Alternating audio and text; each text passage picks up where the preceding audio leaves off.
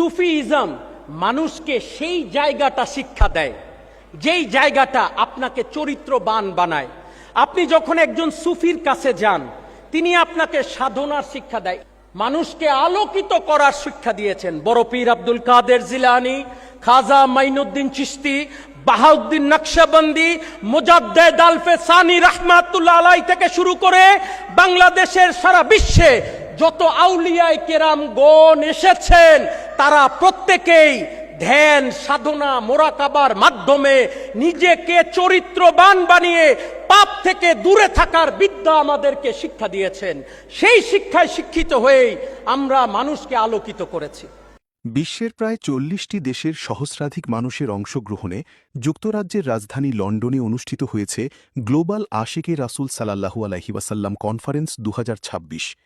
মোহাম্মদী ইসলামের নেতৃত্ব প্রদানকারী ইমাম প্রফেসর ড কুদরতে খোদা হুজুরের আহ্বানে স্থানীয় সময় রোববার বিকেলে লন্ডনের একটি কনভেনশন হলে এই কনফারেন্স অনুষ্ঠিত হয়।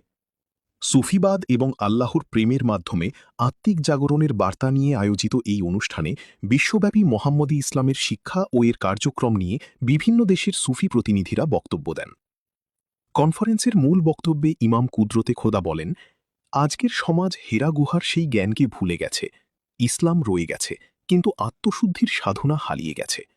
কোরআন অনুসরণ করার আহ্বান জানিয়ে তিনি বলেন, কোরআন জানা আর কোরআন মানা এক জিনিস নয়। ধর্মীয় জ্ঞান তখনই অর্থবহ হয় যখন তা মানুষের চরিত্রে প্রতিফলিত হয়। সুফিজম মানুষকে চরিত্রবান হওয়ার শিক্ষা দেয়। বিশ্বশান্তি ও মানবিক সম্প্রীতির ওপর গুরুত্ব দিয়ে তিনি যোগ করেন, ভালোবাসার উপরে ধর্ম নেই, ভালোবাসার উপরে ইবাদত নেই। কনফারেন্সে the rise and spread of মোহাম্মদী ইসলাম শীর্ষক একটি প্রামাণ্যচিত্র প্রদর্শন করা হয়। হলরুমের হাজারো মানুষের পাশাপাশি বিশ্বের বিভিন্ন দেশের কয়েক লাখ আশিকে রাসূল অনলাইনে সংযুক্ত হয়ে এই অনুষ্ঠান উপভোগ করেন। দেওয়ানবাগ শরীফ যুক্তরাজ্য শাখার আয়োজনে অনুষ্ঠিত এই মহাসম্মেলনটি মিলাদ শরীফ পাঠ এবং বিশ্ববাসীর শান্তি, সম্প্রীতি ও কল্যাণ কামনায় মোনাজাতের মাধ্যমে শেষ হয়।